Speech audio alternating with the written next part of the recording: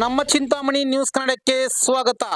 Deemed forest ಬಗ್ಗೆ ಪದೇ ಪದೇ ಸಚಿವರು ಮಾಜಿ ಶಾಸಕರ ಕಾಲದಲ್ಲಿ ನಡೆದಿದೆ ಆರೋಪಕ್ಕೆ ಫುಲ್ ಗರಂ ಆದ ಮಾಜಿ ಶಾಸಕ ಜೆ.ಕೆ. ಕೃಷ್ಣಾರೆಡ್ಡಿ.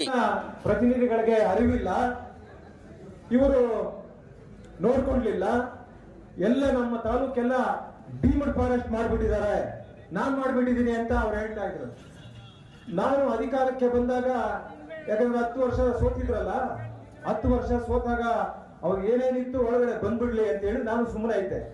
ಕಳೆದ 3-4 ದಿನಗಳ ಹಿಂದೆ ವೈಸ್ಕೂರಲ್ಲಿ ಕೂಡ ಮತ್ತೆ ಅದನ್ನ ಮುಂದುವರೆದು ಮಾತನಾಡಿದ್ದಾರೆ. ನಾನು ಮಿಸ್ಟರ್ ಸುಧಾಕರ್ ನಿಮಗೆ ಕೇಳಲಿಕ್ಕೆ ಬಯಸ್ತೇನೆ, ನೀವು ಕ್ಷೇತ್ರದ ಜನರಿಗೆ ಸುಳ್ಳು ಹೇಳಿ, ಮತ್ತೊಮ್ಮೆ ಶಾಸಕರು ಆಗ್ಬೇಕು ಅಂತ ನಿಮ್ಗೆ ಏನಾದ್ರು ಇದ್ರೆ ಅದು ಖಂಡಿತ ಅದು ನಿಮ್ಮ ಭ್ರಮೆ ಅನ್ನುವಂಥದ್ದನ್ನ ಹೇಳ್ತೇನೆ. ಇವತ್ತು ನಾನು ಕಳೆದ 10 ವರ್ಷಗಳಲ್ಲಿ ನಾನು ಎಚ್ಚೆತ್ತುಕೊಳ್ಳಲಿಲ್ಲ, ನಾನು ನೋಡ್ಕೊಳ್ಳಲಿಲ್ಲ, ಡೀಮ್ಡ್ ಫಾರೆಸ್ಟ್ ಆಗ್ಬಿಟ್ಟಿದೆ ಅಂತ ಹೇಳ್ತಾರೆ. ನಾನು ಈ ಸುಧಾಕರ್ಗೆ ಹೇಳ್ತೇನೆ, ಈ ಸುಧಾಕರ್ ಹೇಳುವಂತ ಸುಳ್ಳೇ ಅವ್ರ ಮನೆ ದೇವರು ಅಂತ ನಾನು ಅನ್ಕೊಂಡಿದ್ದೇನೆ. ಬಹುಶಃ ಎಷ್ಟು ಸುಳ್ಳು ಹೇಳ್ತಾರೆ ಅಂತ ಹೇಳಿದ್ರೆ, ರಾಜಕಾರಣದಲ್ಲಿ ಉಳ್ಕೊಳ್ಳೋದಕ್ಕೆ ಸುಳ್ಳು ಹೇಳ್ಬೇಕು, ಸ್ವಲ್ಪ ಇತಿಮಿತಿ ಇರಬೇಕು. ಇದು 96-97ರಲ್ಲಿ ನೋಟಿಫಿಕೇಶನ್ ಆಗಿರ್ತಕ್ಕಂಥದ್ದು. 96-97ರಲ್ಲಿ ಅವತ್ತು ನಾನಿರ್ಲಿಲ್ಲ. ಅವತ್ತು ನಮ್ಮ ದಿವಂಗತ ಕೆ.ಎಂ. ಕೃಷ್ಣಾರೆಡ್ಡಿ ಅವರಿದ್ರು.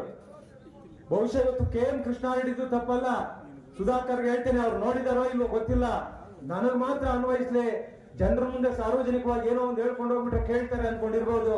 ಬಹುಶಃ ಸುಧಾಕರ್ ಅವ್ರು ಗೊತ್ತಿಲ್ಲ ಅಂದ್ರೆ ತಿಳ್ಕೊಳ್ಳಿ, ಮಂತ್ರಿಗಳಾಗಿ ಅವ್ರು ಗೊತ್ತಿಲ್ಲ ಅಂದ್ರೆ ತಿಳ್ಕೊಳ್ಳಿ, ಇಡೀ ಕರ್ನಾಟಕ ರಾಜ್ಯದ 224 ಕ್ಷೇತ್ರಗಳಲ್ಲಿ ಈ ಡಿನೋಟಿಫಿಕೇಶನ್ ಆಗಿ ಕೇಂದ್ರ ಸುಪ್ರೀಂ ಕೋರ್ಟ್ ನಿಂದ ಆದೇಶ ಆಗಿ ಕರ್ನಾಟಕ ರಾಜ್ಯದಿಂದ ಒಂದು ಸಮಿತಿಯನ್ನ ರಚನೆಯನ್ನ ಮಾಡಿ 96-97ರಲ್ಲಿ ಒಂದು ಆದೇಶ ಆಗುತ್ತೆ, 99ರಲ್ಲಿ ಒಂದು ಆದೇಶ ಆಗುತ್ತೆ, 2011ರಲ್ಲಿ ಒಂದು ಆದೇಶ ಆಗುತ್ತೆ, 2014ರಲ್ಲಿ ಒಂದು ಆದೇಶ ಆಗುತ್ತೆ, 2022ರಲ್ಲಿ ಅಂತಿಮವಾಗಿ ಇದಾಗುತ್ತೆ.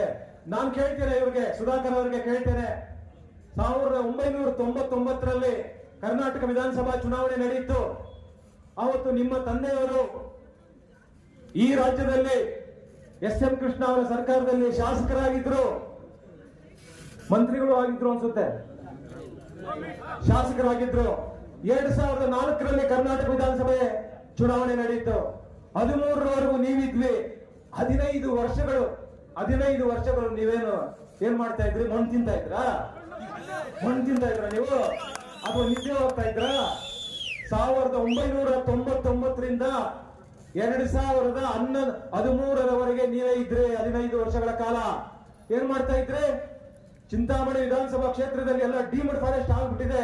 ಆವತ್ತಾಗಿತ್ತು, ಆವತ್ತಿಂದನೇ ಪ್ರಾರಂಭ ಆಗಿತ್ತು. ನೀವು ಎಲ್ಲೋ ಜನ ಇದ್ದಾರೆ ಅಂತ ಹೇಳಿ ಮೈಕ್ ಸಿಕ್ಕಿದ್ರೆ ನನ್ನ ಮೇಲೆ ಹೇಳ್ತೀರ ನೀವು.